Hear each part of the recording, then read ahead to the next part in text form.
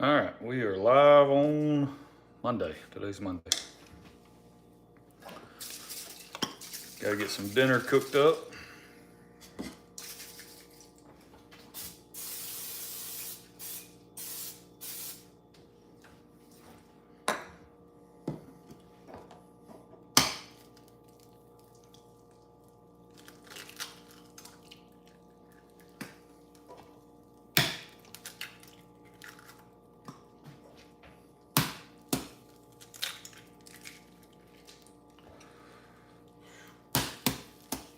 See who all jumps in here this evening on this Monday evening. Hope y'all are doing well. I'm just trying to scramble up some eggs for dinner. So,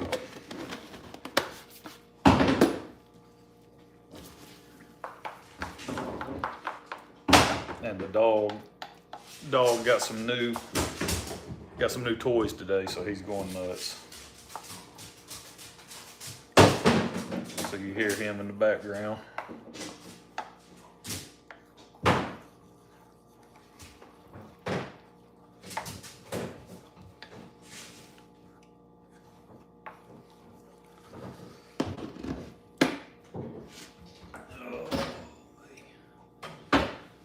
Need a little bit of salt, a little bit of pepper. What do I do with my pepper?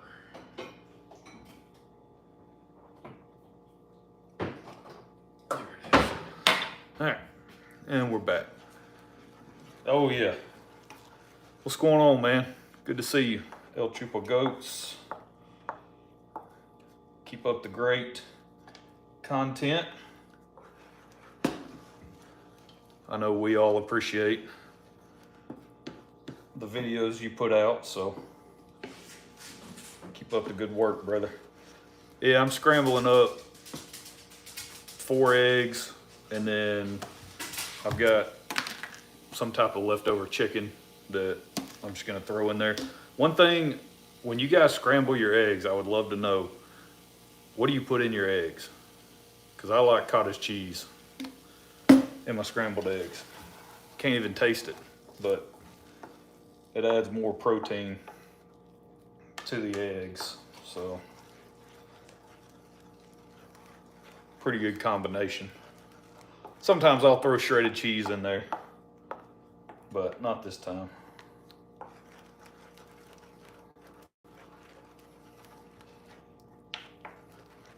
Yeah, I was just kind of in a scrambled egg mood for dinner, so that's what I'm doing.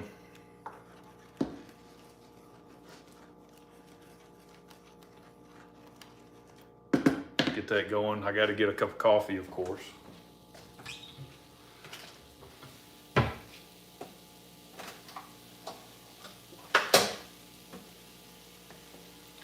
Can't not drink coffee with breakfast food.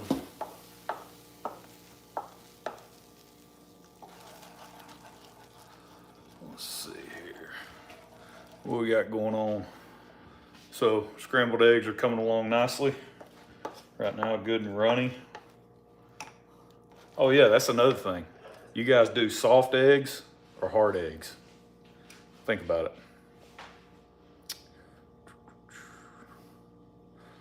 Think about that. So, getting the scrambled eggs just about to the point where they're done. Throw in a little bit of salt and pepper. Oh yeah, another seasoning that I like. Not really I wouldn't call it a seasoning, but some spicy paprika. So there you go. That ain't English, by the way. For those of you wondering, pick that up on a trip in a little open air market. Some spicy paprika, it's really good. It's got some good heat to it also, but those eggs, boy, Coming along good now. We're almost there. But yeah, adding the cottage cheese in, I mean, you get the benefit of the added protein. You get some additional fat as well. And then, you know, one of the things too is it helps to not, because you know, if you're just scrambling eggs, just eggs by themselves, you can dry them out real quick. So you got to be careful when you go to scramble some eggs, because you can dry them out real fast and they're just not as good. So, but you throw a little cottage cheese in there, you're good to go. Good to go.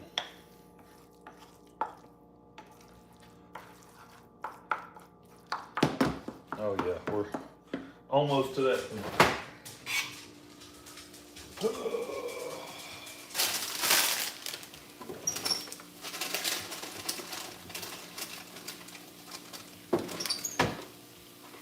So I like scrambled eggs, green grapes, a couple of little small oranges, Dr. Pepper Zero. I'm not a Dr. Pepper Zero fan, but that's what was on sale at Publix.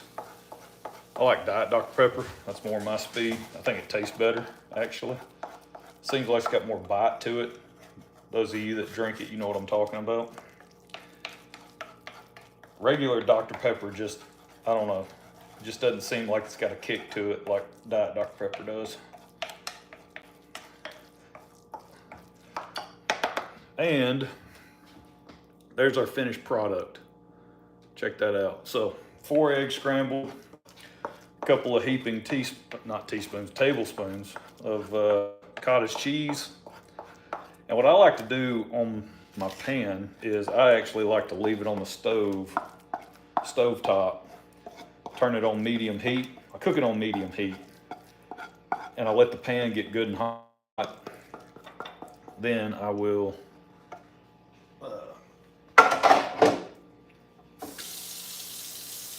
stand by. Once it gets good and hot, I'll spray it down with some Pam. Gotta love Pam. Even though I'm sure that stuff ain't good for you, but not much is nowadays. So spray it down with some Pam, throw the eggs in there, cottage cheese, mix it all up. Life is good. Let's see, make sure I turn that off. Salt and pepper to taste. There's our salt, pepper. Favorite gun? Boy, that's a loaded question. You see what I did there? How about that play on words? All right, salt and pepper to taste. There we go. Then comes the spicy paprika. Again, I didn't buy this from around here. Dad jokes, exactly, 100%.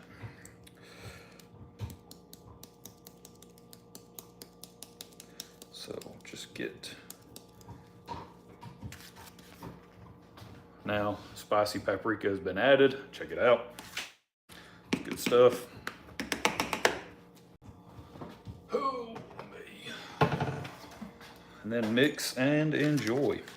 But yeah, sometimes I'll do shredded cheese in the eggs. I wasn't feeling shredded cheese tonight. Favorite gun though, well, my favorite platform probably. It would be a better question for me to answer than a favorite gun, but I am a huge bolt action fan. That is, well, that's what the cottage cheese is for. But I'm a huge bolt action fan, more so than semi-auto or anything, or single shot, anything like that. So for me, basically any bolt action is what I'm a fan of. So that would be my answer. I don't necessarily have a favorite gun per se. Let's see, what else? Get this stuff put up. All right, there's that. Oh yeah, I gotta heat up my chicken. my taco chicken or whatever it is, whatever this stuff's called. Dump it in a bowl, heat it up.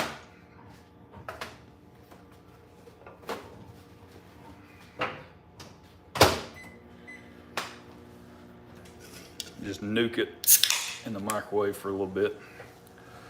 Oh, daily concealed carry. So for concealed carry, that's different. On that, I would say I'm a huge fan of Glock 26 or something like a 42 or a 43.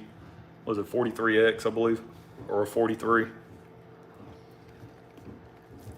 You know, anything along those lines. Man, that spicy paprika just, it elevates the scrambled eggs. So it just does something to them. It's good stuff. But yeah, for concealed carry, I mean, you can't really go wrong with a Glock. Yeah, you like your SAR 9. Now, I also like a Springfield. It's the 911, not the 1911. It's their compact, like their micro. It's a 380. It's essentially a very small, scaled down 1911. And on that one, the trigger on it is phenomenal. And it's very compact, easy to carry. So, big fan of that one too. But for the money, you know, and the reliability, I mean, everyone knows what's going on with 67 Rebel. Everyone knows about, you know, Glock. So, what about a SIG? I know a lot of guys that carry a 365. I haven't heard any complaints about them. I can't personally recommend that because I've never carried one. What I've carried is what I just said, the Springfield 911 and the Glock. I've carried both of those quite a bit. Now, I've also carried a CZ75 Rami, and I actually did a video on that particular handgun a long time ago on my channel. And that's one of those gun regrets where I actually got rid of it, and I wish I would have kept it. It's heavy. That's basically the only downside for me on the Rami, the CZ75 Rami is just the weight. If it's something you're going to be carrying day in and day out, there's probably better options in terms of the weight. But man, I love shooting that gun. That thing was just, it was so much fun to shoot. I like a CZ75, like a CZ75 compact or something like that. Those are really good too, but again, you run into weight constraints, if that's a thing. You know, if that's a thing for you. Which for concealed carry, I feel like weight should be a consideration. So, you just sold a Hi-Point 9. I have a Hellcat 9 also. Those Hi-Points, man, those things crack me up. I've owned a few of those in my day. They're little carbines that they make. Those things are so much fun, by the way. The little, what was it, 995 or whatever I don't know what the model number is. But those little carbines, those Hi-Point carbines they sell, those things are just fun to shoot. Not as cheap as they used to be, right? People kind of latched on to those things just like they did with Milsurp stuff, right? Like the Mosin Nagant, you know, model 91s or whatever they were, 9130s, those, you know, bolt action rifles. You used to be able to pick them up for like 75 bucks. They were just in a shipping crate with Cosmoline packed all inside of them. You get them for like 75 bucks at a local gun store in Huntsville years ago. And they'd basically given those things away. And now it's like $300 for one of those. Like in really bad condition, which blows my mind.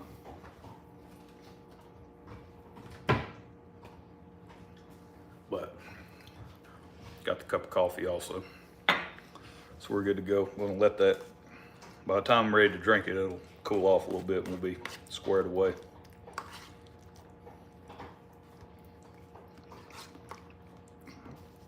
Do a review on the 45 High Point, very affordable. Everything High Point's very affordable. There's tons of reviews. I'm not necessarily like a gun review guy. There's way too many channels that are far superior to mine in terms of production quality that put out like gun reviews. So just go watch those. Thoughts on 300 Blackout? Well, it depends on what you want to do. What's going on, Shane? Depends on what you want to do in terms of 300 Blackout. The question is, or it's thoughts on 300 Blackout, which is kind of general, and then should I stick with 5.56? So I would say yes, stick with 5.56, don't get rid of it, and get a 300 Blackout. What's going on, 18 Wheels? That's what I would say.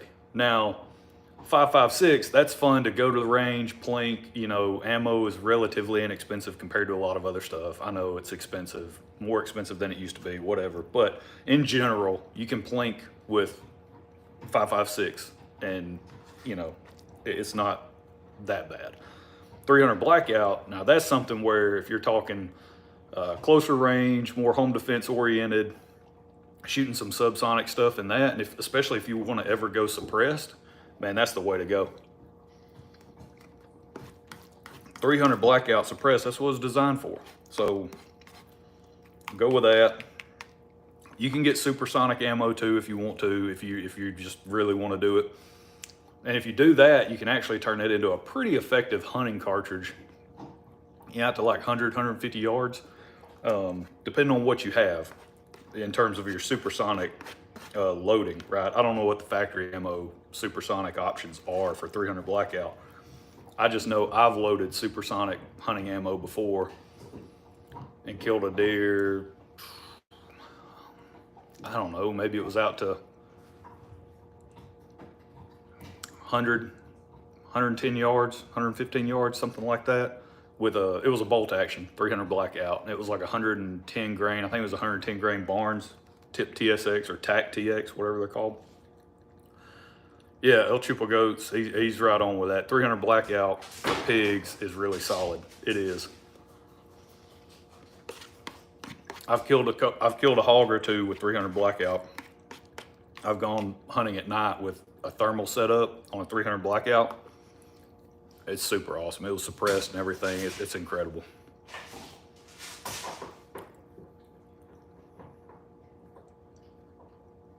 Oh, Justin said he didn't get a notification that I was live for some reason. Well, I mean, that should not surprise you in today's age. I have several people that'll comment on something. Hey, never got the notification. Hey, had no idea you were live. You know, no idea you posted a video, even though I had the bell icon hit, so I am supposed to get notified. That should not surprise anyone, right? Just due to the content of, you know, of my channel. I have a feeling it's not widely promoted, right? So.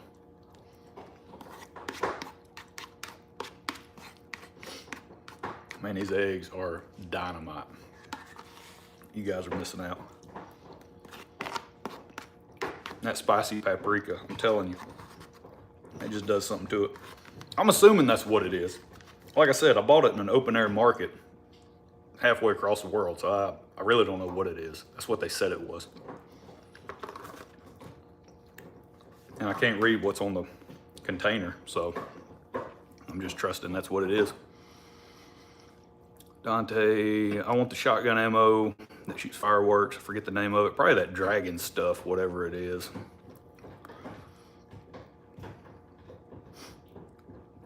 What is the time here? At this point in time, this very moment, it's 18:10. Or 6:10 p.m. 18:10, 6:10 p.m. However you, whatever version of telling time you use. So now I've switched over to the whatever taco chicken. I don't know, whatever this is. Something I had in a Tupperware container in the fridge. 18 Wheels. I just grabbed a 6.5 Grendel. Oh, dude. I'm jealous. I love 6.5 Grendel. You debated 300 blackout, but you can't have suppressors up here in communist. Where's that? Was that Massachusetts? Yeah, you're in Massachusetts, MA, I believe. So you picked up a 6.5 Grendel.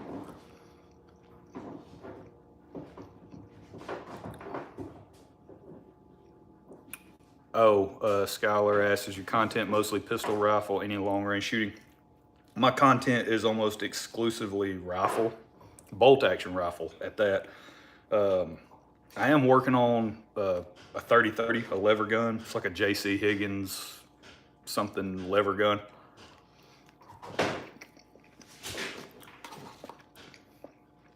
I'm working on a project for my dad for that one.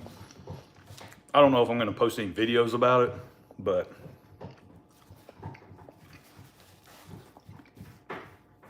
like on bolt action, I think one of the reasons why I like the bolt action platform the most when it comes to hand loading and the content that I put out is there's so much you can do with a bolt action platform and reloading.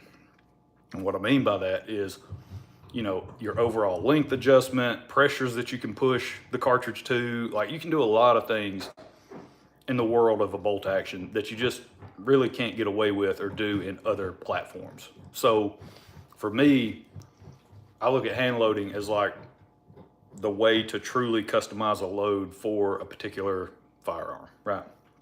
Well, if I want it to be fully customizable, you know, as much as possible, that's going to be at a bolt action platform. So that's why I kind of gravitate more toward that. Now, long range shooting, I'm not a big long range shooter because I like to hunt. Stand by.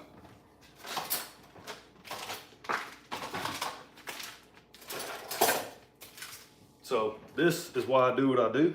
Oop. Right here. So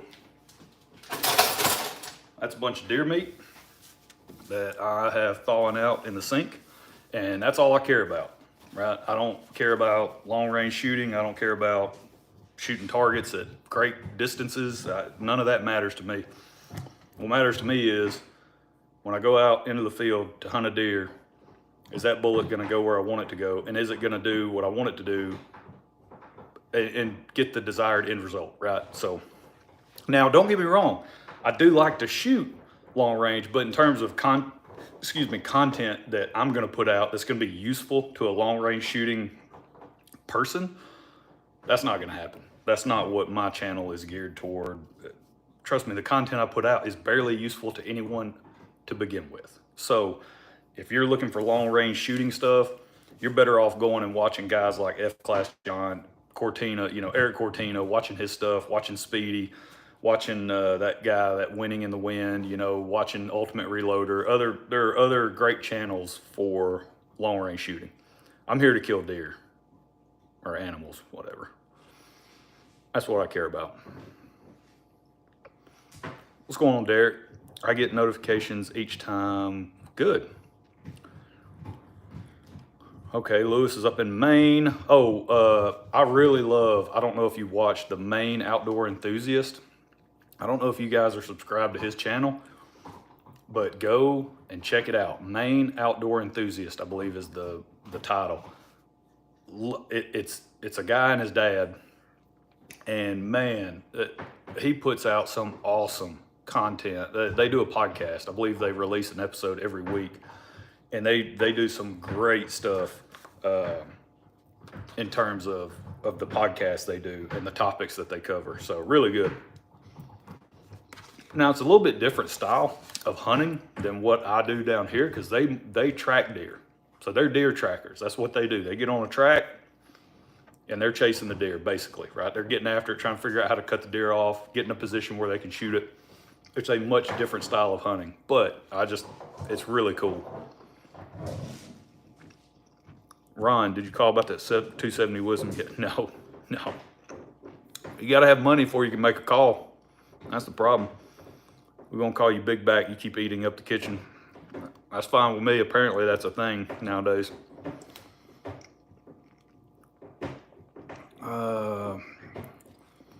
Lewis, I got a 243 Savage Muddy Girl for my oldest daughter and a lifetime hunting, fishing. Oh yeah, good stuff. Those Savage 243s, I've loaded a couple of those now. Loaded for a couple of those. And Savage in general, just generally speaking across the board, you know, if somebody were to ask me, hey, what's one of the most accurate, or what's the most accurate, or you know, brand of gun I should go with, or what, you know, what are your thoughts on that? You'd be hard pressed to find something better than a Savage, right? Even just their cheap Axis and stuff like that, I've had really good luck with and really good experience in the accuracy of just a factory stock off the shelf Savage. So now the bluing is god awful. Okay, the bluing on all their new stuff, where it's like that matte finish, and it's terrible. The stuff rust. It gets surface rust on it. Like the moment you buy it and take it home, by the time you get home, it's probably got surface rust on it, just coming from the gun store. That's what I've noticed. Oh, 375 rum, man. I'll let you handle that one, dude. I actually bought not a 375 rum, but I actually bought I traded for a 375 Ruger. That cartridge was developed to go kill elephants, right? Basically, go kill dangerous game in Africa. That's what that cartridge was designed for. Oh man, I shot that. I think I shot 5 rounds through the rifle and got rid of it. Like it was a super cool cartridge.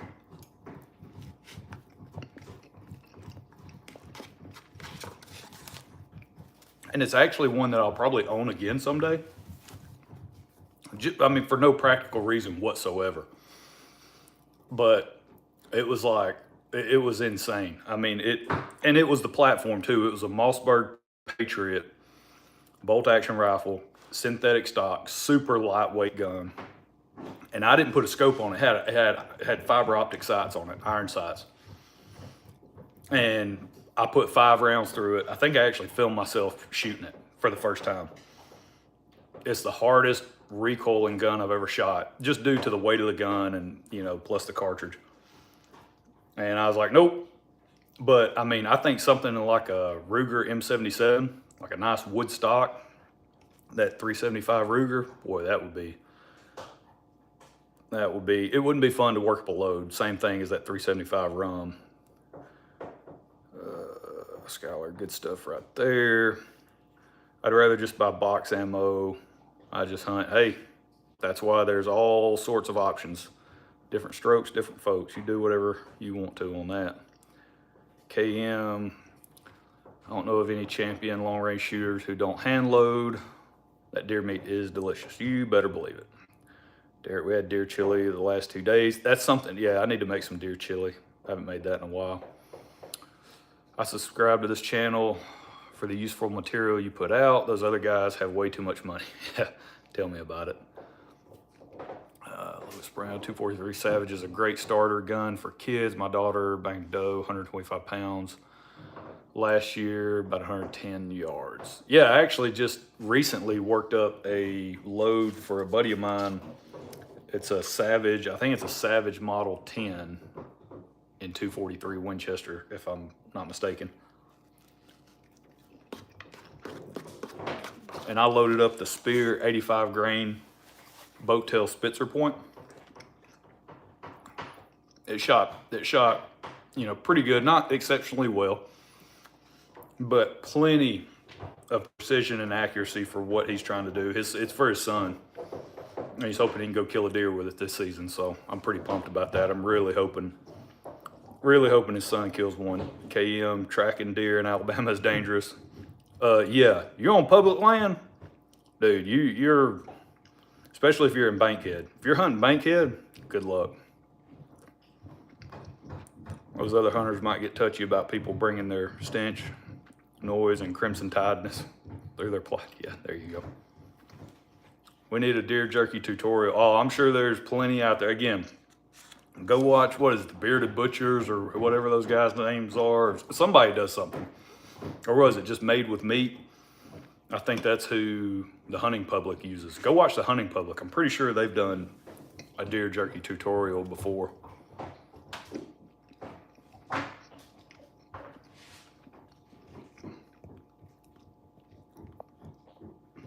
Big game bullets. Lewis, that'll make my own deer sausage. Yeah, that stuff's awesome. Now, are you talking summer sausage or breakfast sausage? Either way, I'm good with either way. I got 1 pack of summer sausage left. It's 1 pack of summer sausage with cheese mixed in, so I'm holding out. I'll break that out come hunting season, but that's the last pack I got. It's in the deep freeze. Rush says, I can't find a good powder bullet combo for my 6.5 PRC. Vihtavuori N565 been that good in your load workup? Rotumbo, no, 565 was not good. So I actually tried 565 and I settled on a load with it. I think I did. I might not have. Might have switched powders. It's been so long since I actually loaded that cartridge. It was a project for a buddy of mine. And I just couldn't get it. You run out of case capacity, right, to try to maximize that cartridge or utilize all of the potential of the cartridge, because it's barely faster than, you know, I mean, not barely, but it's a little bit faster than a 6.5 Creedmoor in my experience. That was a Ruger M77. Was it the long range target or whatever it is that they came out with? It's fairly newer bolt action that they came out with. And it was in 6.5 PRC, and I was loading the Speer 140 grain gold dot with N565, and I just couldn't stomp on it hard enough to really maximize the potential of the cartridge with a 140 grain bullet. Like, it just, the velocities were not there with that particular combination. So I can't remember if I switched to something else. So for me, I just ran out of case capacity with that bullet. So yeah, I didn't have good luck with that powder combination. Actually getting velocities that I thought were appropriate for a 6.5 PRC. So, okay. Hey, Rush, Skylar asked if you tried H4350. I'm behind on comments, guys, so I apologize. Nate said, in Maine, my Ruger M77 in 25-06 is great for everything. You've got an M77 and 220 Swift. It's your favorite small game gun. Have you played with either? 25-06 I have. I didn't do a lot of videos on 25-06. I actually just got done with a Ruger M77 Hawkeye. That one was giving me some fits in terms of I just couldn't get the, I just couldn't really get the precision that I was hoping to get out of that. I did go back and forth. I was trying the, let's see. Initially, I shot some 117 grain SST. That's what the guy whose gun it is, he actually gave me some factory ammo, so that's what I shot in it to sort of establish a baseline, and it shot that, it did not shoot that stuff well at all. So I was like, well, this is so bad that I'm not gonna use that bullet, right? Because that was my plan. I was gonna use the 117 SST, and I was like, okay, the performance was so bad that I don't think messing with powder and seating depth is gonna improve it enough. The groups were just terrible, absolutely terrible. So I switched to the 90 grain GMX, and I got better performance. I had to work at it though. I can't remember off the top of my head what powder I ended up going with, but I finally got it shooting halfway decent. So I was happy with it in the end. What's going on, Sean? Derek, Rush shooting, what bullet are you using and what's the goal? So hey, Rush, Derek said Vihtavuori N555 and higher are good choices in 6.5 PRC. Sean said, I played with Ruger 77 MK2, that's Mark II, I believe is what they call it. 220 and 220 target. Ooh, nice. Lewis, I do my sausage with pork sausage seasoning, beef fat, and bacon slabs, and of course deer. Oh man, that sounds awesome. Rush shooting, how you been? Miss your videos. So that's Justin, by the way. Rush. 140 Burger VLD and no H4350, but I tried 4831 Shortcut. It showed promise. Rotumbo gives me decent velocities but bad accuracy. Ugh. Now with VLDs, I I don't load a lot of VLDs anymore, but when I did load VLDs, I loaded those suckers super long.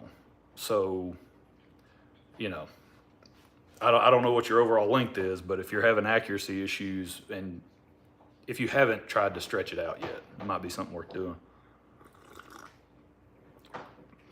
And you stretch it out, then you can maybe pack in some more powder, hopefully make up some velocity. So, all right, we've switched over to coffee and taco chicken. Southwest chicken, whatever this is.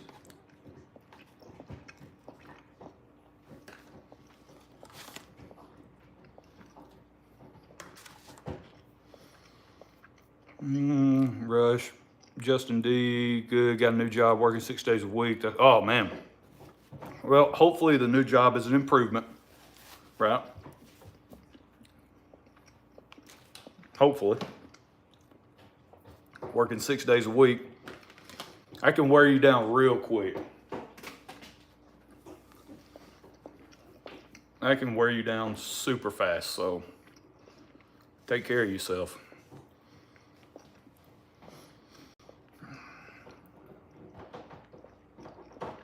Lewis, hit the like thing. This guy's putting his time into making this live for us.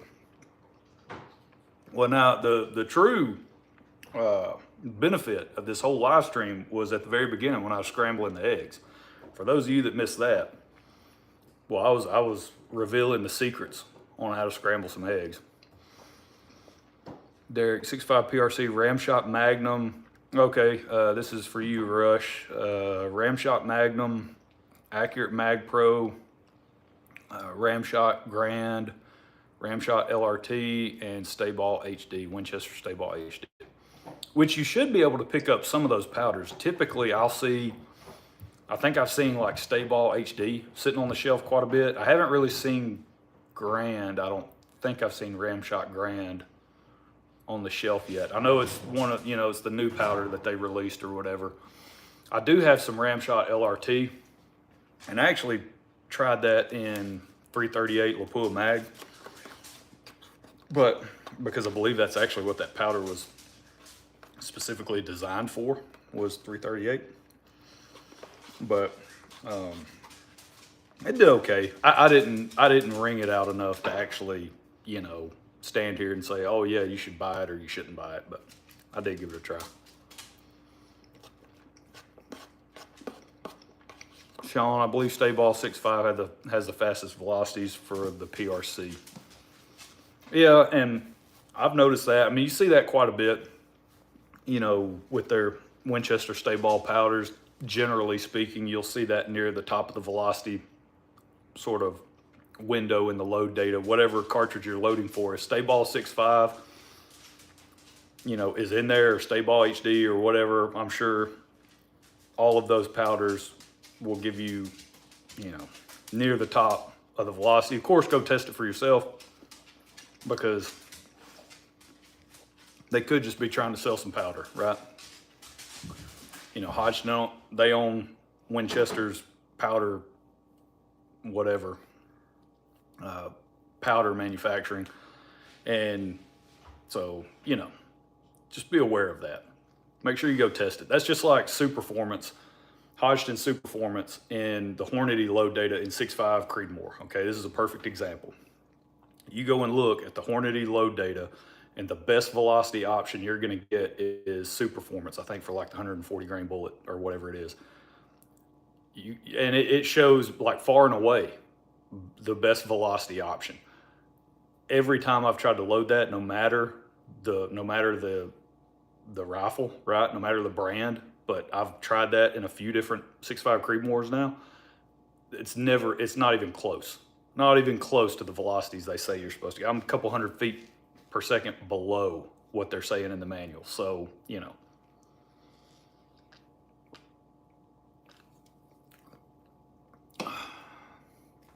Oh, hold on, wait. Somebody else said something about Sean said, I believe, okay, yeah, Stayball 6.5 has fast velocities for PRC Skyler. Which area do you hunt in Bama? Just general area. I'm in Marion County. No, I hunt. I stick to a lot of public land. Bankhead National Forest. Hunt there, and then I also hunt some TVA land. There's some TVA land over close to Gunnersville that I hunt that I'll go to. So mostly public land. And then my dad and my uncle, they lease some land over in Franklin County, and I try to go over there. You know, my dad would be like, "Hey, you want to go hunt over in Vina?" And I'm like, "Sure." So that's actually where I think I killed 4 deer last year. And that's where I believe I killed all 4 of them there. So I got lucky last year. Last year was I don't want to call it a fluke, but last year was an unbelievable year for me. Derek, in one of my 7 PRCs, 180 grain Burgerville D, ADG brass, fed 215 match primers, 1-hole groups with LRT. Rifle has a Brooks barrel, Defiance action, Macmillan stock, Trigger Tech diamond trigger. Oh, and the no longer IMR 8133 Enduron powder. So if you can find it, I don't know if it's still on shelves anywhere, but yeah, if you can find 8133, sounds like that's a good option. Also, Craig Smith, hey, you know of a good smith that does barrel threading around Huntsville, Decatur? I would call Meredith Rifles if I were you. I believe he's out in Athens, maybe. I don't know exactly where he's at, but Tudor Meredith, that dude he's phenomenal. I've never had any work done personally by him, but I know several guys who compete PRS and have rifles built, and they only use him. Like Derek is a good example. Derek McMurray here in the comment section, he uses Meredith as well. And Derek lives in Ohio. So, you know, and he still uses Meredith down here in Alabama. So he would be the guy to go with. Possibly look at AR Bar Armory. That's it. That's in Huntsville. It's in North Huntsville off the Parkway, if you're familiar with, sounds like you are, the Huntsville area. The AR Bar Armory.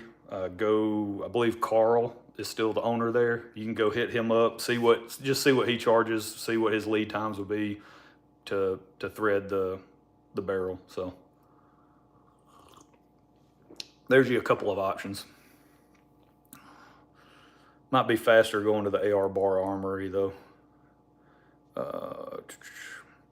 Rush, buying components and trying different powder bullet combos is what makes reloading fun. It's just the cost every time that trigger's pulled. Yeah, especially primers that make me disgusted anymore. Yeah, no kidding. Derek, Hornady uses different blends of super performance powders versus what we can buy. Yeah, I've heard that as well before. Sean, they iPad the new books down. I have older books. Oh, they load the new books down. I have older books that are way higher load. Oh, okay. With everything, and the velocities are even way higher to make new cartridges look better. Justin C, Trump or Kamala? What do you think? Sean Zimmerman, like the 7 PRC, and the rim mag is fastest PRC, but not according to Hornady.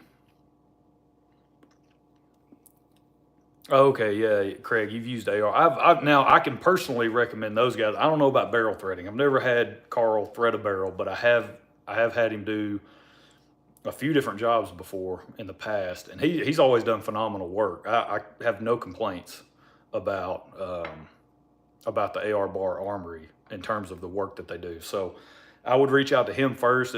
That would probably be your fastest route. Going to Meredith, I know Derek has mentioned on, I think it was a live stream that we did maybe last week or something like that.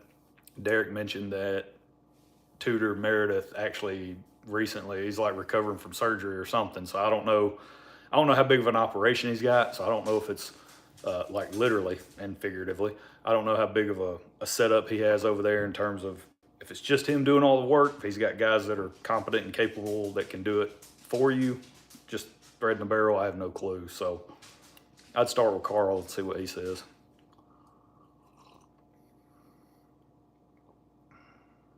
Sean, sorry I'm on the phone typing and spelling or coming out bad. Oh yeah, good luck. Typing on a phone and autocorrect. Yeah, it just doesn't work. Okay, no one seems to advertise actual barrel threading. That's why I asked. Yeah, they probably don't want to advertise. Well, I don't know, pure speculation, but I would imagine maybe they don't want to. Maybe they don't want to advertise it just from the standpoint of like, you know, because it depends on the diameter of the barrel, right? How much material is actually on the end of the barrel, whether or not they're probably going to want to take on that job of trying to thread it. You know, you take a pencil thin barrel to them, they're probably going to say no, right? They don't want to run the risk of screwing up the barrel. But yeah, I don't know. Maybe that's it. Who knows? But you would think they would advertise it because it seems like that's something that a lot of people are sort of jumping on board with nowadays, is the suppressor craze of, hey, I want my muzzle threaded, that way I can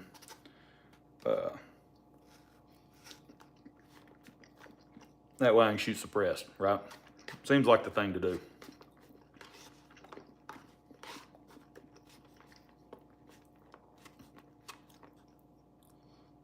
Okay, Derek said Meredith's shop is huge and he's back to work. So there you go. Might just start with him.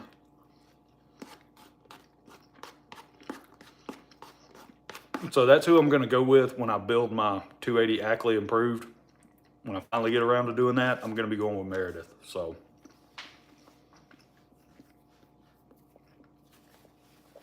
my buddy Levi Wilson uses him. He's a PRS competitor. The dude shoots the lights out, man. He is an extremely good shooter. And he swears by Meredith. I've got another buddy that had a custom rig built by him. He swears by him. So on top of Derek, like, I don't know how many guns Derek's had built by him, but yeah, he comes highly recommended. Was it Meredith? What's the name of his shop, Derek? I think it's just Meredith Rifles. MEREDITH''S Rifles, I believe, I think.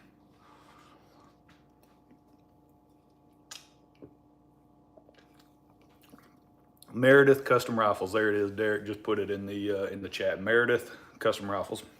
You probably couldn't understand what I was saying because, again, it sounds like I've got marbles in my mouth when I talk. But Meredith.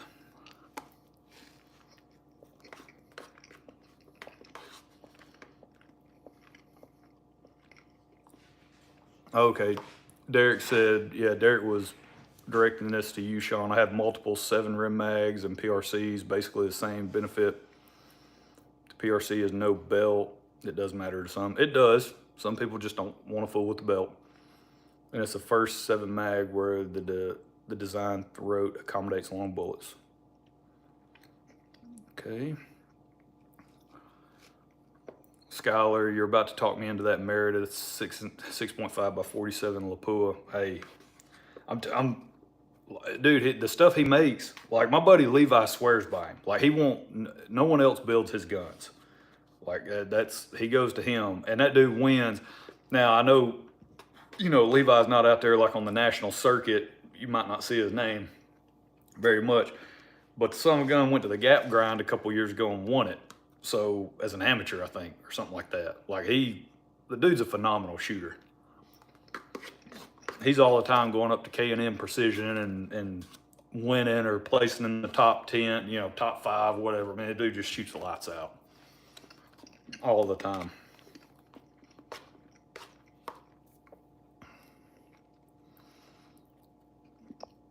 Oh, what's going on, Jeff? You've enjoyed your 280 Remington. Can't wait for you to do the 280 Ackley. You and me both. I'll probably shoot the barrel out by the time I settle on a load. That's the only downside, right? Of the stuff that I get, that I either buy or that I trade for, whatever, like my 30 Thompson Center right now. I just loaded up earlier. I loaded up some more 30 TC stuff just to test different powders. It's like, why? I've already got a load that shoots, you know, 3/4 at 100, right? It's plenty good for what I need to do hunting wise. Like, it's more than good for what I need to do hunting wise. I should just stop, but load it up some more because I'm gonna go and see how other powders do with this, you know, similar bullet. So yeah, I'll get that 280 built, and I'll need to turn around and buy another barrel right after I build it, because I'll probably shoot the barrel out with all the testing I want to do.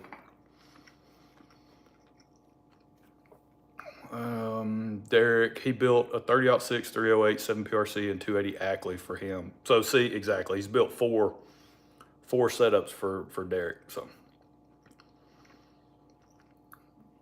favorite Milsurp rifle? Oh, that's a tough one. I'm not really big on the Milsurp stuff, but oh, that is a good question. That's a tough one. That's one we needed to, everyone needs to think about and put an answer down in the comment section. Skylar said half MOA guarantee. I believe it. If he says it's half MOA, I believe it, 100%. Derek said, Jeff, love my 280 Remington and his 280 Ackleys. Yep. Derek's the reason I'm getting a 280 Ackley. So he pushed me over the edge. He's an enabler. Built a right-hand 280 Remington in a moment of insanity, silly right-hand shooters, and sold it.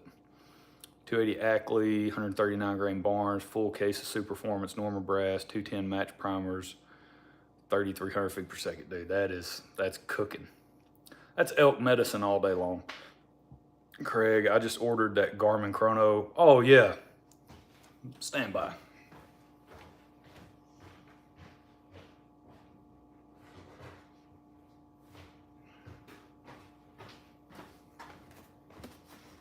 So, Craig, if you're interested in a little 3D printed case for it, you need to hit up Reloading Quest over on, I know he's got a YouTube channel, he's got an Instagram channel, he's got an Etsy page where he makes a lot of 3D printed stuff. He's actually the one that made this for me.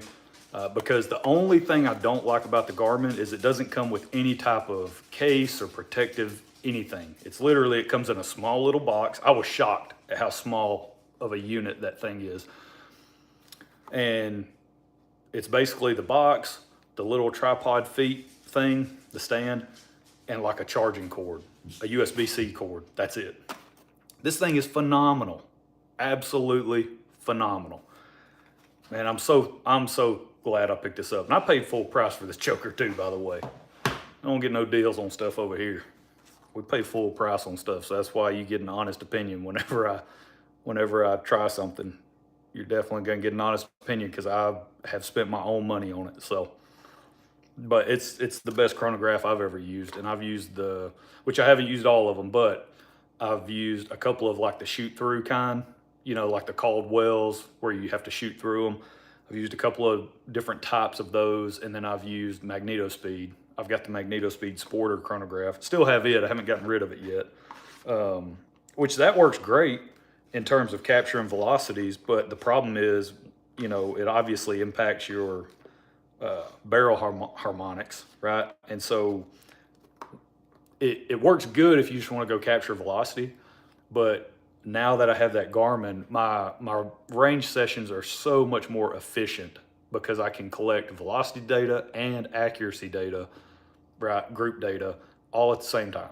Whereas before I would have to go try to find something that shot well, come back, load some more up, capture the velocity, or vice versa. You know, it was a little bit of a pain, right? But this way I can gather so much more data, which is nice. Yeah, you're gonna love the Garmin. Absolutely love it. Skylar is wanting to know, he said, hey Derek, what round are you running in your 7PRC? Okay, what bullet are you going with in your 7PRCs? Derek said which one. I got 3. Yeah. Derek does Derek things when it comes to rifle systems. he's built for redundancy. Jeff said, I fire form 30-06 280 rim with a false shoulder. Sean, Derek, I agree, but for hunting with a 7mm, I use 140 and 150 grain bullets, so I don't have anywhere to shoot 1,000.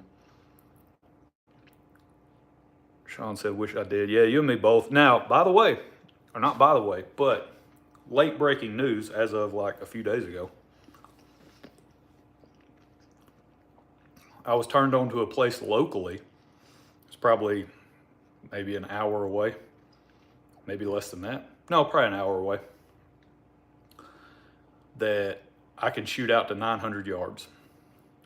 And that's the, I know of nowhere else, like even remotely close to where I live, where you can achieve close to that distance, right? I know my range that I go to, now it's only 8 minutes away, so that's the benefit of the range I go to.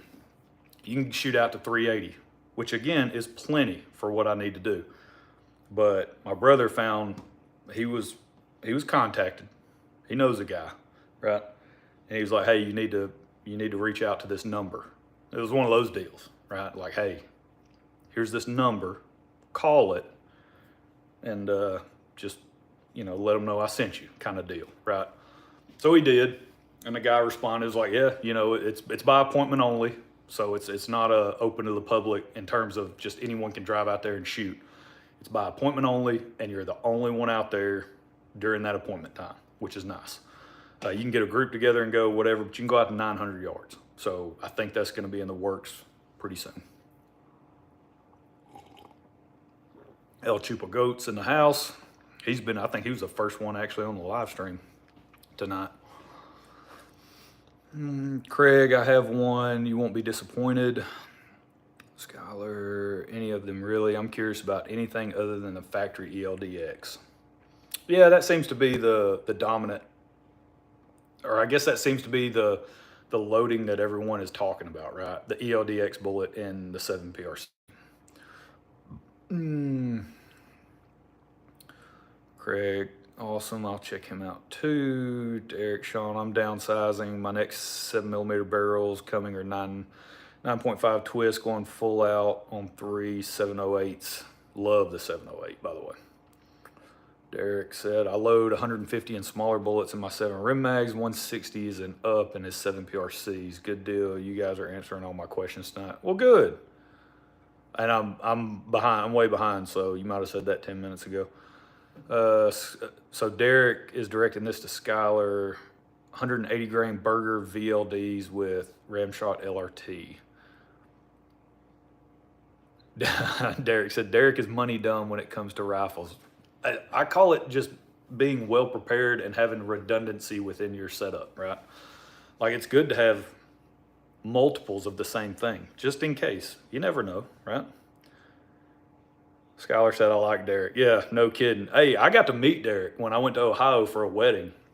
I got to meet Derek. That's why I said he's an enabler, right? I met him at, it was Vance, VANCE, I believe. Vance Outdoors or Vance Sporting Goods or whatever it was. And I'm in there spending money like I got it. I mean, I bought, what was it? I bought an 8-pound jug of Superformance. It was like the best price I'd seen it. And it was an insanely good price. I bought that. I bought a bunch of, I think it was the Spear Gold Dot 120 grain bullets, the 6.5 version. I think I bought like 10 boxes of those or something, if I remember right. It was a fun trip. We had a good time. I couldn't hang out long because I was trying to get to a wedding. I drove up from Alabama that day to go to a wedding that afternoon or whatever. So I was somewhat limited on time, but we did get to hang out and talk a little bit. And then I actually met back up with him after the wedding on my way back home, because I was just turning around and driving back to Alabama in the same day after the wedding, and picked up. So he's the one that I bought the barrel from for my 280 Ackley. So I like Derek too. He's a good guy. Derek makes good choices. He does. Skylar, I have lots of bullets coming to test more. 160 grain Hornady CX is half MOA in my Tikka 7PRC, which I've got 250 of those 160 CX bullets. I've got 250 of those from American Reloading that I bought a little while back, the pulled bullets. Sean, I don't have anything against 7PRC. I have 222 Remington, 220 Swift, 6 rim, 25 6 rim, 270 Win, 708, 7x57, 280. Sean, sounds like me and you would get along really well. A lot of traditional stuff in that list right there. Practically all of it, for the most part. Really good stuff. All that right there, get the job done on going hunting. Craig Smith, El Chupa Goats, I actually subbed to your channel today. Nice. Yeah, no, yeah, y'all need to go sub to his channel, right? If you're not a sub of El Chupa Goats, you need to go sub because he puts out a lot of great stuff. So y'all go check him out.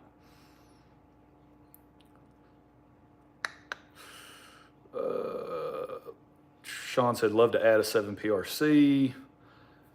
Yeah, I mean, that's a great round. It really is.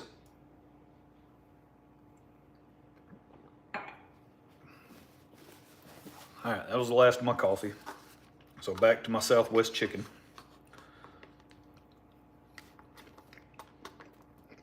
I'm almost done with my chicken.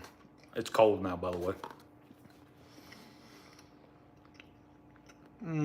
Derek says, right now working on 3 Tikka 6.5 Creedmoors, my 308 and 280 Ackley. 7PRC's on hold until all of my bullets arrive. El Chupa Goats. Okay, so thanks, Craig. Sean and 35 Rim. 336 reply all. I need in woods. Oh, really? Oh, sorry. I read that as a P, not a... Yeah, you meant really all I need in woods of Pennsylvania. Well, that's just like here in Alabama. I mean, I really don't need anything beyond, seriously, a 6.5 Creedmoor. Like, I know that's everyone's favorite cartridge to hate. I got it. I'm not necessarily a fanboy of like, hey, this is the only cartridge you'll ever need. But in Alabama, the deer you're going to be shooting, you can get away with a 6.5 Creedmoor, 7mm 08. That's another great one. You know, anything along those lines. 270 Winchester. You could do a 6.5 by 55 Swede for all I care.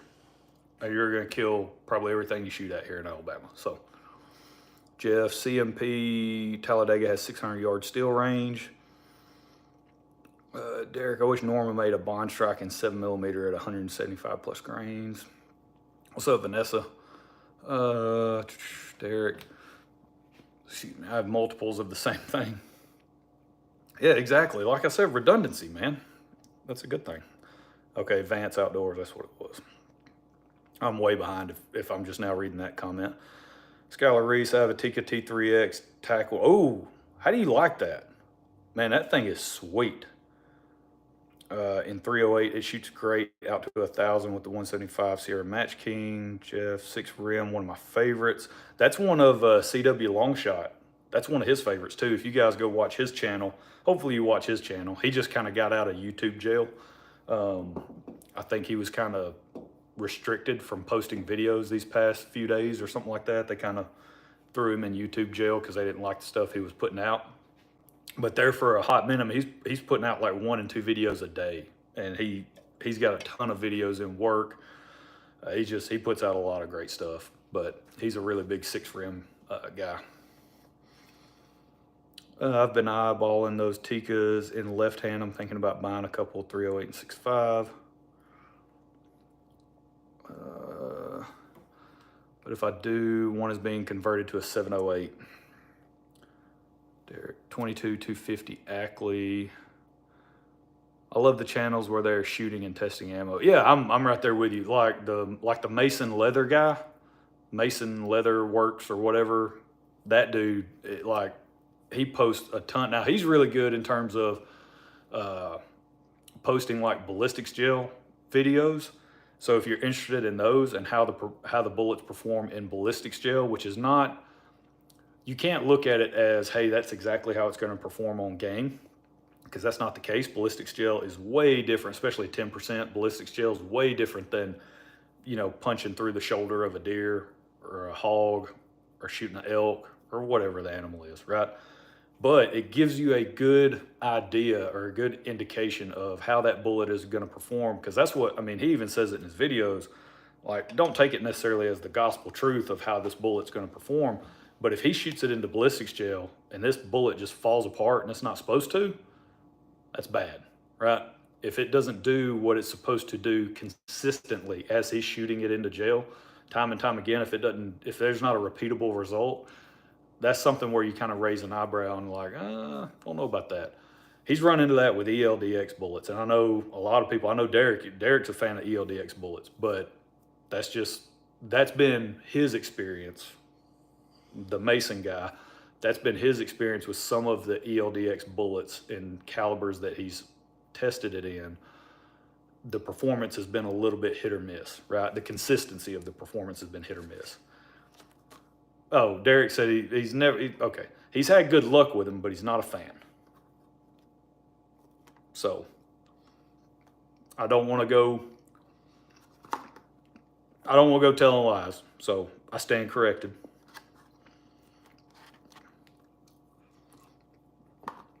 Only said they work 100% on Bama deer.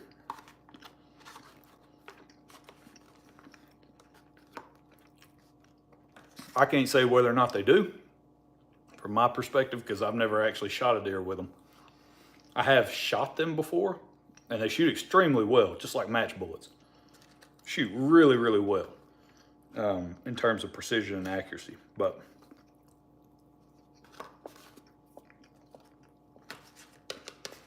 I've never tested them in the field, so I can't say one way or the other. All I'm doing is regurgitating what I've seen other people post on YouTube, right?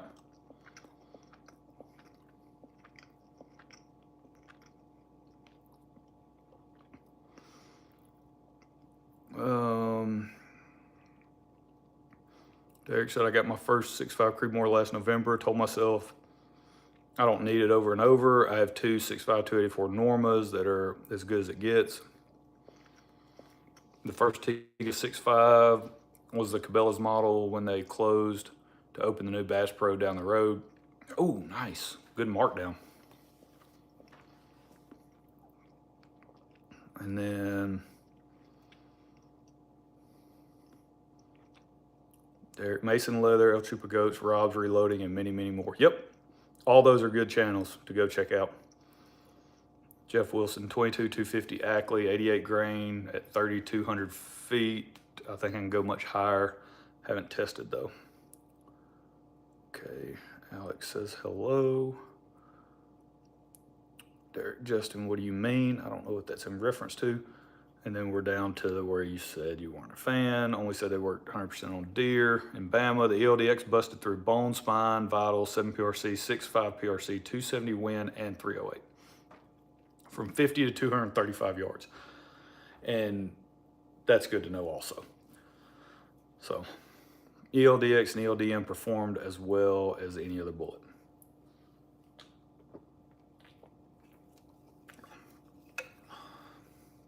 Again, Dr. Pepper, 0, not really a fan.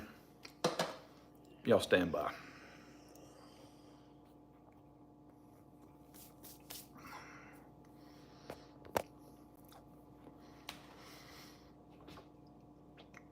But I've only tagged 4 to 5 deer with them. Well, I mean, that's not bad. So very small sample size, but it's a sample size, right?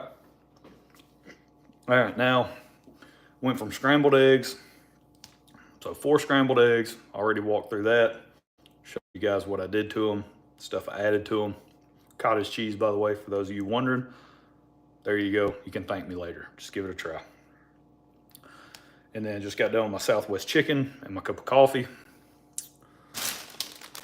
Now we're switching to our fruit.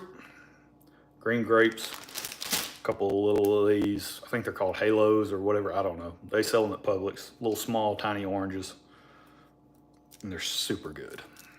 Most of the time. Every now and then you'll hit a bad batch. Man, and when you do, excuse me. When you hit a bad batch, it ain't fun.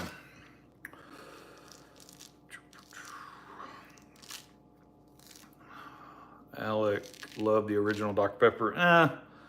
Diet Dr. Pepper to me, it just has more of a bite to it. And I don't really know how to explain it more than that, but it seems like it has more of a bite to it. And I like that better, so. Derek, if Hornady bonded the ELDX, it would be 100 times more popular. I agree with that statement. I agree wholeheartedly. Hopefully Speer will make a 7mm impact bonded bullet. It would be great if they would make, it would probably be an impact, to your point. Did you see the Federal tipped Fusion? Have you seen those? You know, that's the thing now. Everybody's putting a translucent tip on everything. So, have you killed any turkey? Nope. Actually, never been turkey hunting before. I would like to at some point, but for me, I've spent so much time, energy, money, effort on trying to kill deer that I need to go kill a lot more deer first before I get obsessed with something else. Yeah, I haven't seen them for hand loaders either, but I was just wondering if you had seen those. Craig said, I used to freeze my grapes and eat them frozen. I leave mine in the refrigerator. So.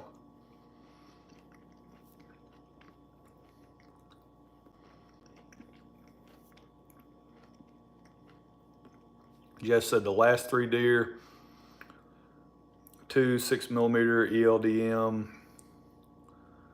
1 338 ELDM. Oh, okay. 3 dead. Derek, factory Federal Fusion ammo shoots 2 to 3 inches in every single rifle I've tried it in. And which, the Fusion is a great bullet.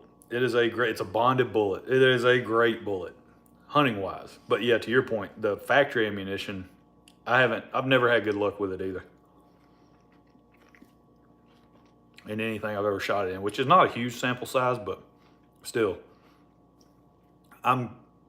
my experience is consistent with yours, Derek.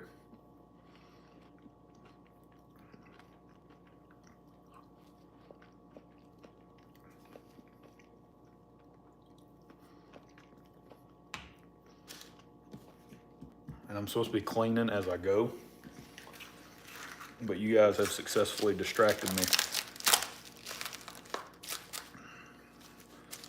So I'm behind on my cleanup here.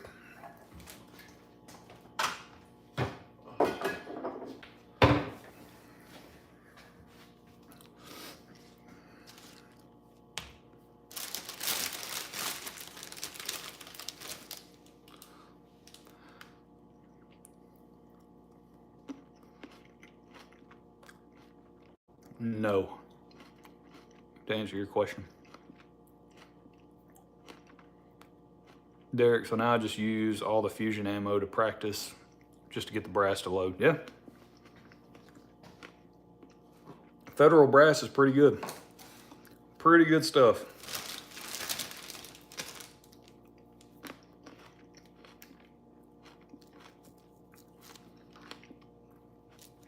I don't really have anything bad to say about it. I'm planning on Bama archery the first weekend. Oh, nice.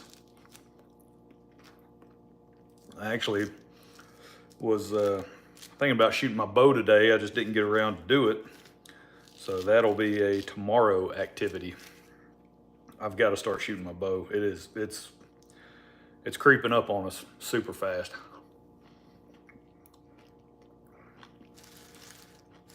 I gotta be honest with you, Craig, I have no idea because I don't turkey hunt. I've never even looked into it. I know it's kind of weird. It's different for different parts of the state. You know, when it starts, when it ends, all that stuff. I have no clue. Literally, never been turkey hunting.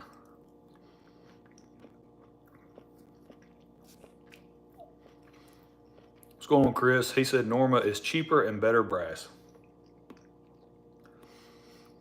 Do you guys not find it odd that the Norma factory ammo is like the cheapest factory ammo you can buy right now? Is that not blowing anybody else's mind? Because their brass ain't the cheapest brass you can buy. And their bullets ain't the cheapest bullets you can buy. So something's going on there. There's got to be a conspiracy in there somewhere. Derek said if a rifle is truly well built, production or custom, most any brass will work really well, like Starline. I love Starline brass, especially once fired, neck size only, so long as it chambers easily. You bought cases of the Norma factory ammo, Bond Strike Whitetail. $3.99 to $4.39 a case. Nice. Yeah, you can try to go buy Nosler brass or Norma brass. It's basically the same price, or maybe just a touch cheaper than Norma. Wait, Nosler, Norma, whatever. Norma might be a little bit cheaper than Nosler, but I think they're both made by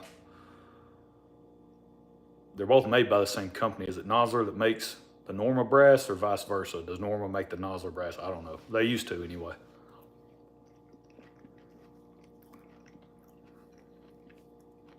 Or I thought they did. When I had a bow, I kept it on the porch and shot it every day. Yep, that's what I'm about to start doing. Today or tomorrow we'll probably kick off the, hey, shoot every day, at least get some amount of time with the bow, you know, every day.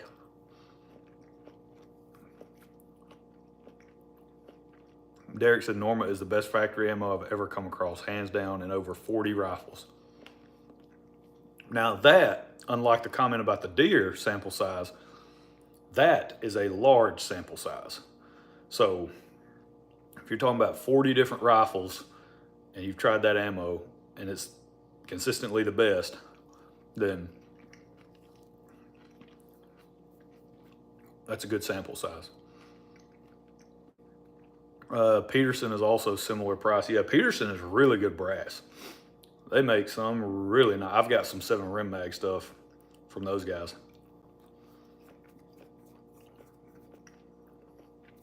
Derek said, and second to that is, I guess it's is it Sayer and Below, or I don't know how you pronounce that. S&B.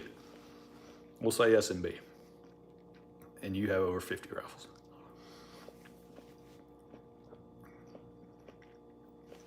And Derek says Peterson is much better than Nosler, and Nosler is decent.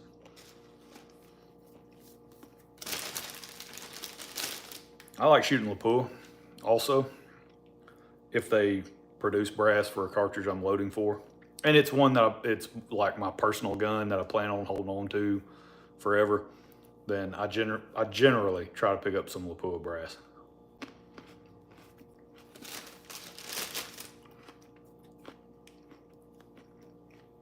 We switched to grapes now. This is my dessert. This will be the end of my dinner, which my dinner has been going on now for 78 minutes.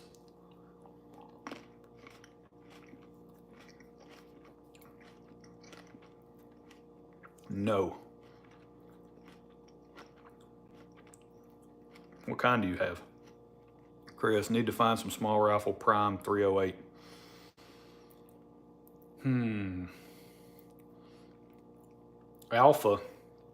Alpha Munitions is what you need to go buy.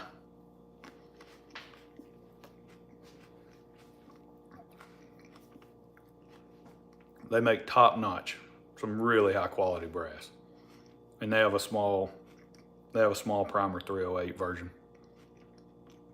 Pretty sure they do.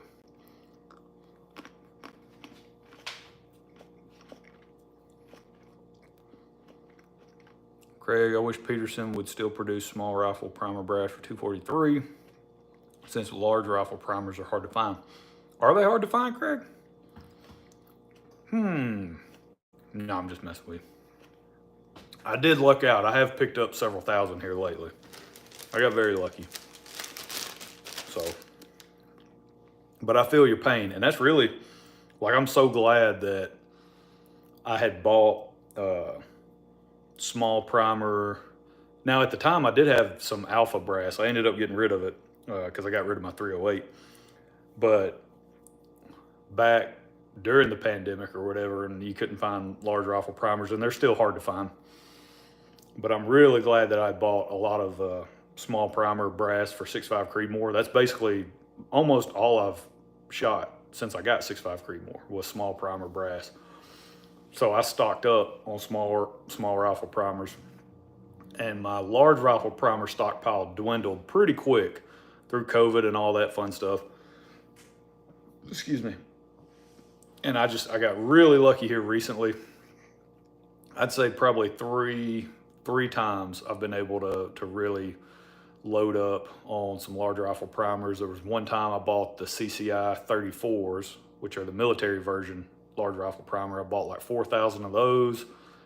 And then just here recently, I think I picked up 5,000 of the Federal large rifle, a couple thousand of the Federal gold medal match large rifle, and then I think it was like 5,000 of the CCI 200 large rifle primers. So I've gotten lucky here recently.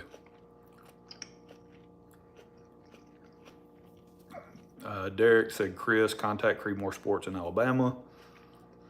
Lapua makes small rifle primer 308 or 243. Chris said, or 243. Craig, for the price I want to pay at least. Yeah, there you go. That's always the sticking point for all of us. Derek, I got 12 bricks of large rifle primers in the last week, all CCI in Winchester and 2 bricks of Federal in Indiana. Yeah, I mean, you can catch them from time to time. Like the time, so when I got the 5,000 Federal, they're just the standard, I think the 210s maybe. Just is it 205 or 210? What, I think it might be 205, whatever it is. Their standard large rifle, not the large rifle Magnum or the gold medal stuff. It's just their standard large rifle. I got 5,000 of them. Mr. Big Guns in Huntsville, it's my favorite store to go to. They had gotten in, I think they had gotten in 50,000 large rifle primers. This is a little while back. So, you know, they're starting to kind of, I guess, somewhat make their way back out into the retail space, but yeah, still tough. Those are still going to be hard to come by. And when you do find them, you know, just bite the bullet and pay the $85 to $100 a brick that you're going to have to pay. Just go ahead and be saving up and just get ready to spend that whenever you see them. So 67 Rebel said, feel your pain, Craig. Just got some large rifle Magnum primers. Haven't seen them in 3 years. Yeah, large rifle Magnums are a little bit harder to come by, in my experience. So yeah, I've only seen those like once, and I got lucky that I picked some up.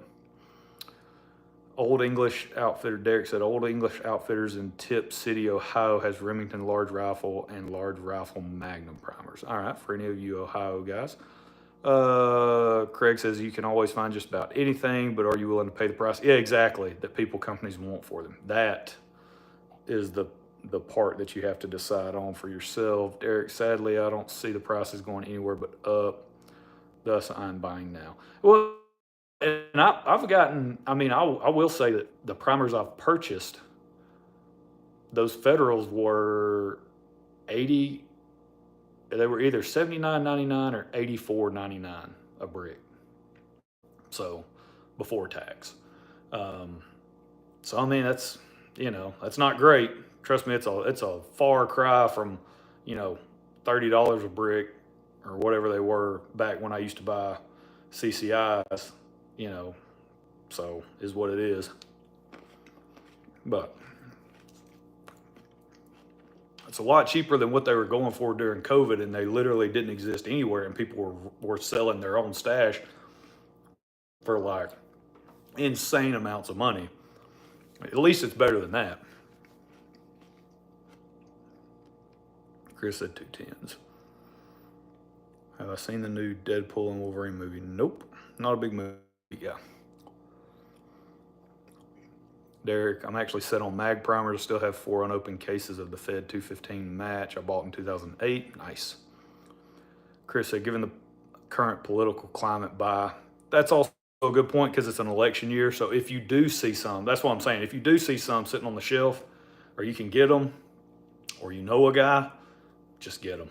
Right? Just you're better off. It is frustrating that the prices are what they are, but it kind of is what it is. You know, that they are what they are, and it is what it is. There you go. Skylar, I use CCI bench rest. Yeah, sigh. Woo. Good luck to you. Those things are still expensive, if you can find them. Derek, he wants to know, Skylar, he wants to know if you've had any issues with those BR2s. Chris, CCI 34s are Magnum, correct?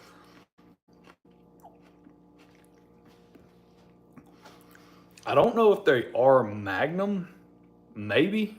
I think I've heard that the CCI 34s, they're the large rifle military equivalent, right? So you've got the CCI 41, which is the stuff for the 5.56, the military, small rifle primer. And the CCI 34s are the large rifle. I don't know if they just have a harder cup like the 41s, or if they are truly a more of a Magnum style primer. I've used them in both cases, actually. I've used them where it calls for a Magnum primer. I've used those, and I've used it where it just calls for a large rifle primer. I've used those. So I can't tell the difference. But Derek, I bought a bunch last year. Craig, when I see online companies waive the hazmat fees, that's usually when I bust out the wallet. Yep. I try to buy local as much as I can. Like I do not want to pay for shipping or hazmat. Man, that stuff is so expensive. Even when they get rid of hazmat. Now, if they'll get rid of hazmat and run like a deal on shipping, or you can get it reasonably priced in terms of shipping, if they already have them for a good price, then sure. Or if I want to pick up some powder or something to go with it. But outside of that, I really try to hold out and just buy the stuff off the shelf. Like I've noticed at Cabela's here locally, they had a lot of different primers sitting on the shelf the other day. No large rifle, anything, but a lot of small rifle stuff, a lot of pistol stuff, small and large. So, at least a lot of stuff's sitting on the shelf now. Skylar says the only issue is finding them. Yeah, I run them in almost everything. Derek says he's never tried them. I don't really have a favorite. I'm not big on movies. Derek, I bought 8 bricks last year. Justin, I'm in southeastern Indiana, 10 minutes from Kentucky or Ohio, and there's several shops around me has large rifle primers around the $100 a brick for standard. Yeah, that seems about right. Like I was saying, I paid either 80 or 85 before tax. So yeah, approaching that $100 mark after tax, just below it. Derek said it was 88 each.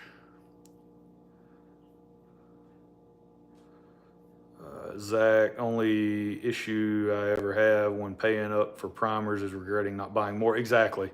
Yeah, you're better off if you're gonna pay the hazmat fee, then you might as well, or if whatever it is, right? You're gonna pay for shipping. You might as well max out. I know some websites, they limit you on the amount of pounds you can order in terms of like powder and stuff, or just hazardous material in general, like primers.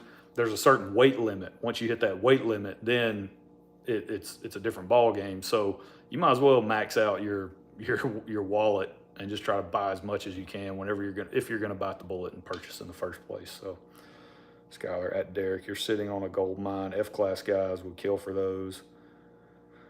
Justin, I'm halfway between Dayton and Cincy. Derek, Skylar, I'm a federal guy. I had so many primers by the case. I sold 6 cases to get some cash for a bear hunt 12 years ago. All federal, of course. Wish I hadn't now. Yeah, no kidding. Yeah, you could buy a lot of stuff with that.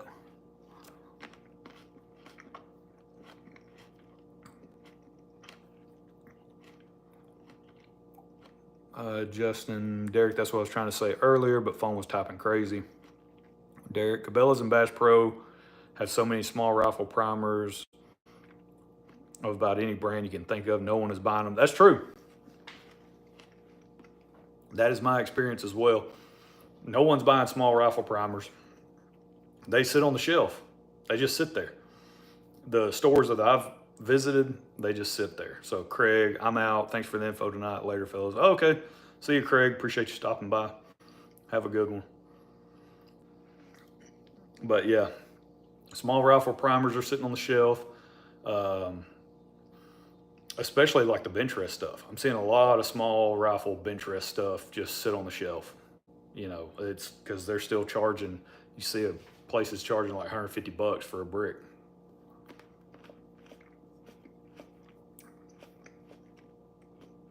And people aren't wanting to pay that, obviously. That's why they sit there. Which does go back to the point that I've made multiple times on previous live streams. You guys have heard me say it, that the longer that stuff sits there and collects dust, the higher the likelihood that the price will at some point go down. Now, it might be through a temporary sale by the retailer, but at some point, they are going to want to move that inventory. Now, that's, of course, unless something crazy happens and all of a sudden there's another run and panic buy on stuff, which could very well happen. Again, it's an election year.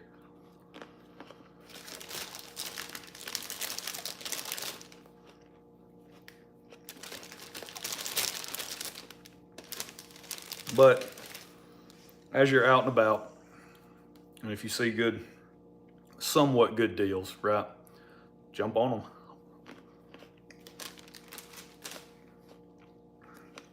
I'm down to the last handful of grapes. You should, there, if anyone should start a channel, it's you, buddy. You could showcase a different gun every week, right? And have videos for Lord knows how long. Powder's still high too. Yeah, oh yeah. I think the last powder I bought was when I was in Ohio with Derek when I met up with him. Either that was the last powder I bought, or I bought that it was that 8-pound jug of Superformance, or I bought 2 pounds of Winchester 760 and 2 pounds of hybrid 100V at Van Sporting Goods in Coleman, Alabama. I can't remember which one was first, but, and the only reason I bought those because they were less than $40 a pound. Excuse me. First video would be how I neck size only until the brass needs to be full length resized.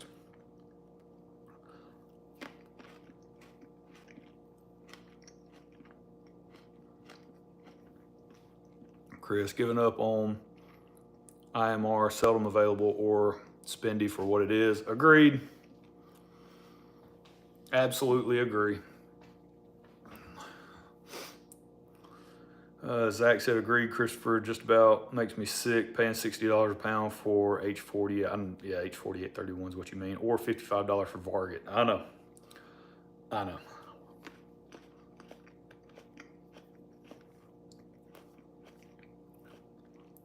Derek, I bought 8 pounds of H40 350 today and 2 more bricks of Winchester large rifle primers during lunch.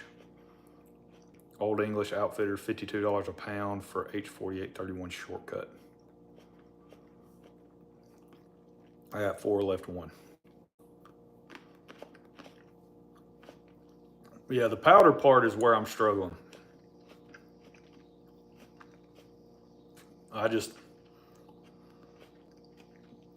I haven't bought powder in a hot minute for that very reason. For one, it's not like I really need to, right? I mean, I've got quite a bit of powder as it is, so it's not like I really need to. But, you know, Chris, the Extreme line isn't so bad, but $65 for, oh yeah, I'm with you there.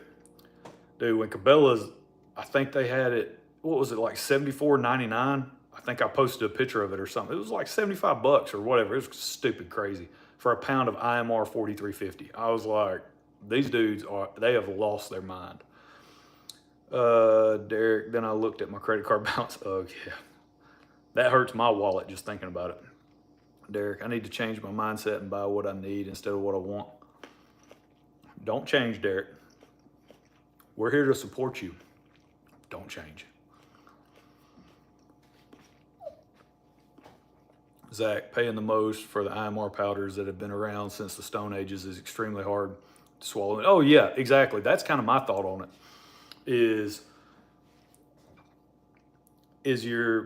It's older powders.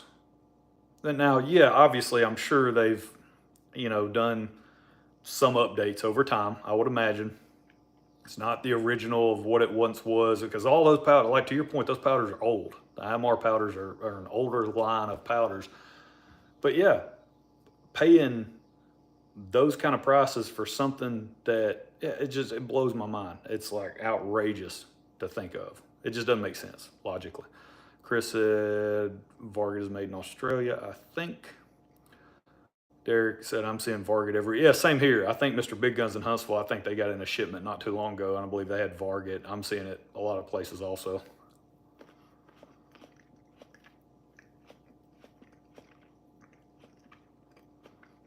But again, not something I want to pay for.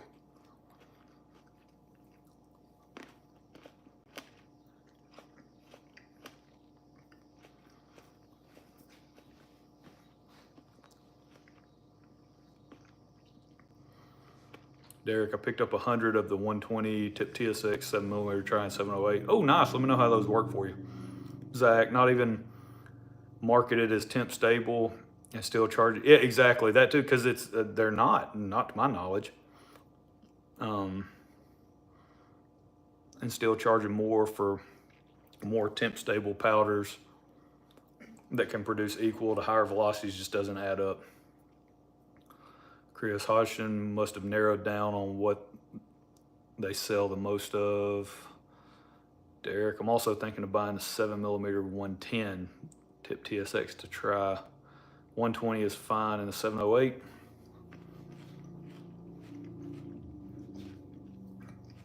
But yeah, Zach, like the thought process, trust me, we're on the same wavelength here in terms of that line of thinking. It just doesn't add up, right? It's not computing when you charge more for, you can go buy Vitavori. It's cheaper to buy Vitavori powders than it is to buy IMR powders. Think about that.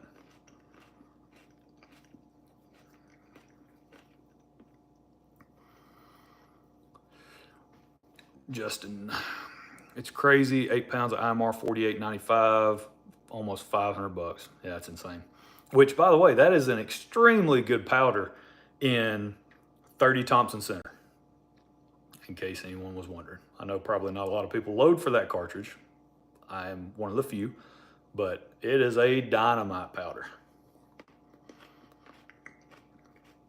in 30 TC.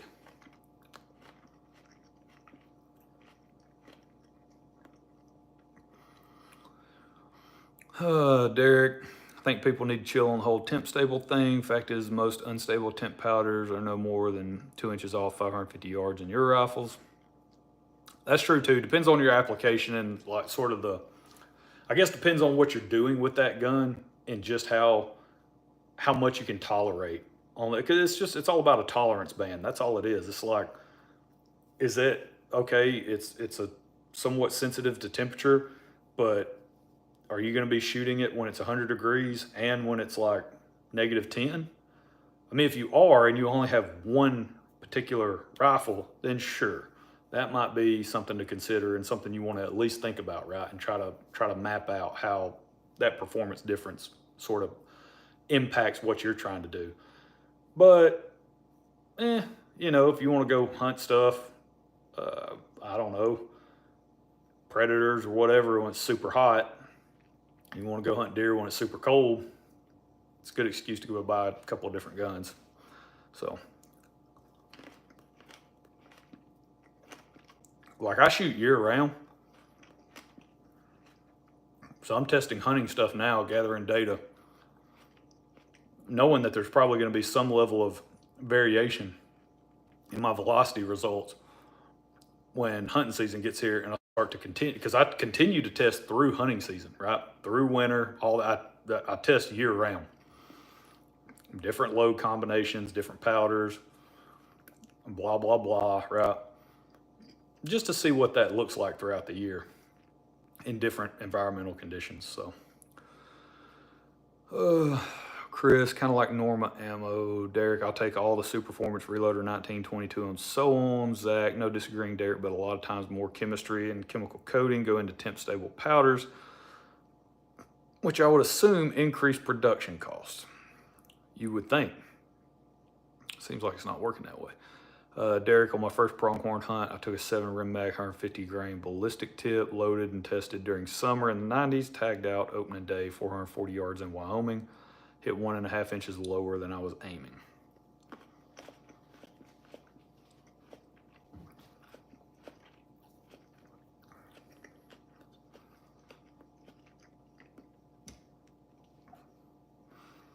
All right, well, this is my last grape.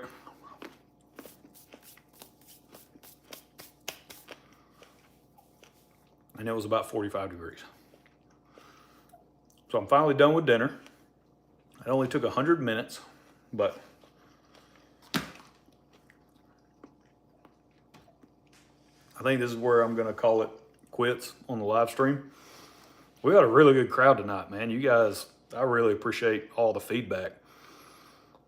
You know, and all the questions and all the comments. A lot of good stuff shared this evening on the live stream. I'm waiting for your channel to start up, Derek. I better be one of the first ones to know about it. So, waiting for that. Sorry for being chatty, Kathy. Oh no, there's no need to apologize because you're a wealth of knowledge. John Tom, hey, what's going on, John? So we're just wrapping up the live stream. We've been at this thing for a long time. A lot of these guys have been here since very early on, so I really appreciate everybody sticking with it tonight. Appreciate the conversations, good sir. Have a good night. Yep, see you, Zach, Skylar. Appreciate it all, man. You too, Derek. Yep. Appreciate all you guys stopping in and chatting tonight. It was a really good one. We talked about a lot of good stuff. So that's it. We're gonna El Chupa Goats. Yep, it was fun. Y'all go watch all his videos that he's uploaded. So Chris, yep, we'll see you. Shane, we'll see you. Dang, I just got home from jury service. Ouch. Well, hopefully you can rest easy, I guess. Yeah, try to take a load off. We'll see you, Derek. Yep, y'all have a good one. Have a good rest of your evening. I'm about to start loading some maybe 6.5 Creedmoor. I got to go see what kind of brass I've got prepped for that. So, yeah, I just got to go see what I've got sitting on the shelf to load up. Yep, see you, Alec. But yeah, so catch y'all next time. Y'all have a good one.